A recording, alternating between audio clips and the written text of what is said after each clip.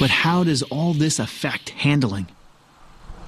Okay, now it's time to see it in action. Here we go.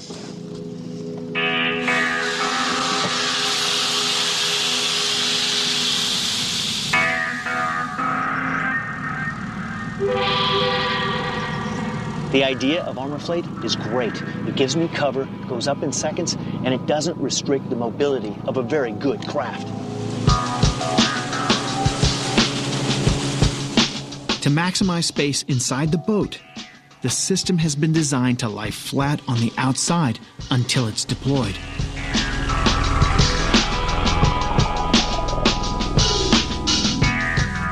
And the whole thing weighs in at just 200 pounds. The lightweight armor panels are made of a high-tech polymer. This is Dyneema. It has up to 20 times the tensile strength of steel. If you want to use steel, you need a lot of it. Way too much steel for a rubber boat. Dyneema is the world's strongest synthetic fiber. Unlike steel, it's less dense than water, which means it can float, making it the ideal material for a bulletproof boat.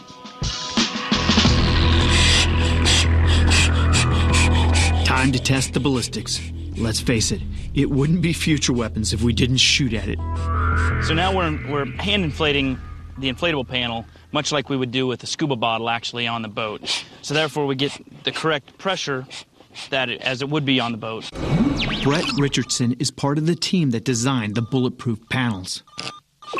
That reminds me, it's kind of like having body armor, isn't it? The armor plate system acts exactly like body armor in the fact that it absorbs much of the energy, or helps the armor defeat the threat by absorbing a lot of the energy after the event. To show just how effective the system is, we set up a comparative test. On the left is a 1/4 inch of steel plate. On the right is a sheet of Dyneema mounted in its inflatable support system. To leave an impression, I'm going to fire the AK-47. Thank you, sir. From Russia with love, huh? How will the Dyneema perform compared to the steel?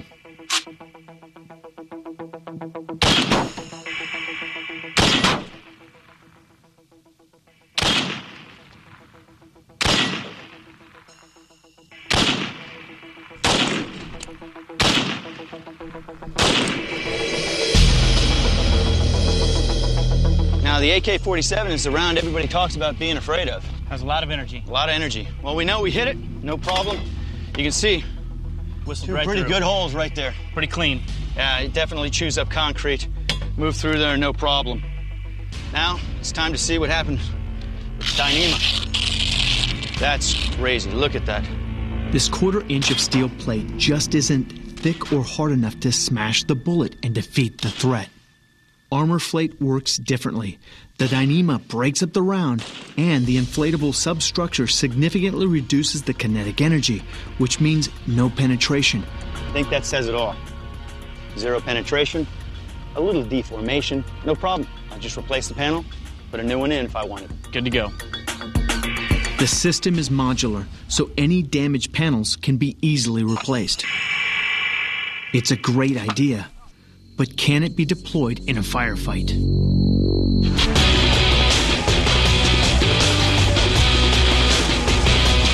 I've just seen the very latest combat rubber raiding craft with its innovative armor plate protective system. It's designed to give the Special Operations warrior protection when they need it most.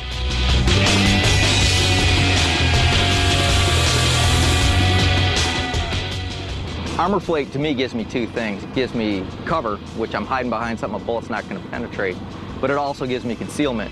Bill Nesda is a SEAL veteran of 27 years and Zodiac Special Operations Support Manager. So if there's people on the bank, once we inflate the armor plate, we'll be down. They won't see any heads. They won't have any targets. What excites you most about armor plate? The thing I like the most is it can be applied to any boat. It can actually go on a rib. It can go on a vehicle, actually. This gives you a 10 times better chance to survive that firefight. I've already tested the boat's handling on the water. The idea of Armorflate is great. It gives me cover, goes up in seconds, and it doesn't restrict the mobility of a very good craft. I took Dyneema to the range and blasted it with 4 AK-47 rounds.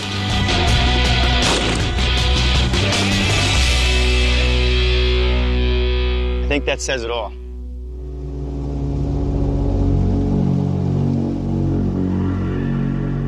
To demonstrate just how the system might work in the real world, we're taking a CRRC rigged with Armorflate and putting it into an ambush scenario.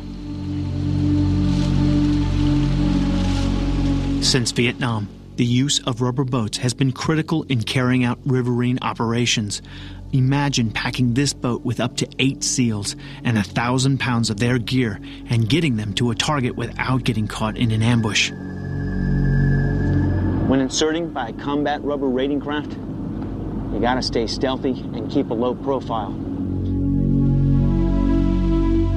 To say you're vulnerable in this phase of a mission, well, the only thing that keeps you alive is good training, good tactics, good planning, and a whole lot of luck. In a situation like this, if nobody knows you're there, that is the best form of protection. The real test for Armorflate is under stress and pressure. When a real viable threat is facing you, can the panels provide life-saving cover long enough to get you out of the kill zone? Right now, we've got Armorflate up because we know we're going through hostile territory. And the dangerous thing about an insertion is you never know when it's going to go wrong.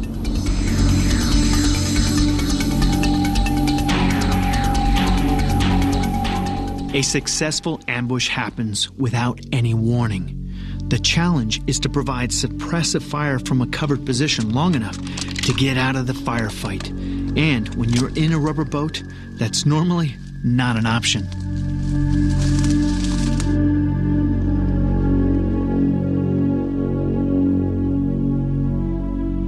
But with the Armorflate deployed, we have cover and we have some protection. So now we can break contact as fast as possible.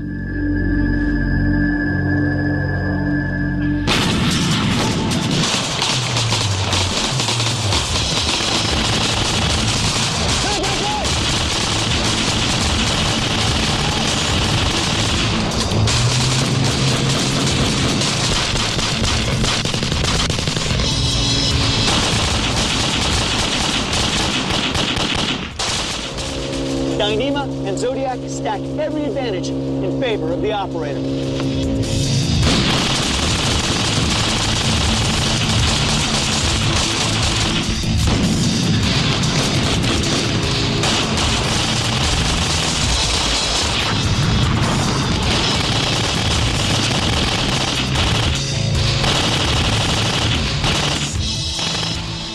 Whether you're inserting a team onto a beach or making a hasty retreat under fire, Armorflate gives you a much better chance of escaping one of the most deadly situations I could ever imagine.